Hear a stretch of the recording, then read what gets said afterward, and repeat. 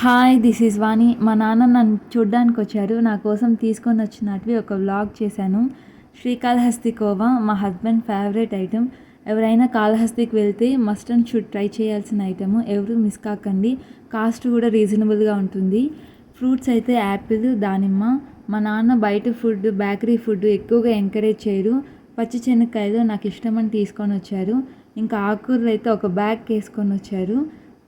మాకైతే పొలంలో ఆకుకూర ఎప్పుడూ ఉంటుంది. ఈసారి వచ్చేటప్పుడు అరటికాయలు కూడా ఉంటే నా కోసం తీసుకొని వచ్చారు. దీంతో పాటు పాలకూర, తోటకూర, పనగంటాకు, చిరాకు కూడా తీసుకొని వచ్చారు. చూడండి ఆకు అనేది ఎంత ఫ్రెష్గా, ఎంత గ్రీనీగా ఉందో. ఇలాగ తిని అలవాటయ్యి నాకు బయట ఇప్పుడు ఆకుకూర కొనడం అనేది కూడా చాలా కష్టంగా ఉంది. నాన్న వాళ్ళు వరి పెట్టేది లేదు. ఇప్పుడు పొలంలో అంతా కూడా ఆకుకూరలే పండిస్తూ ఉన్నారు. ఎనీ టైం 365 డేస్ ఏ రోజైనా కూడా ఏదో ఒక ఆకుకూర అయినా ఉంటుంది పొలంలో. Okay then bye.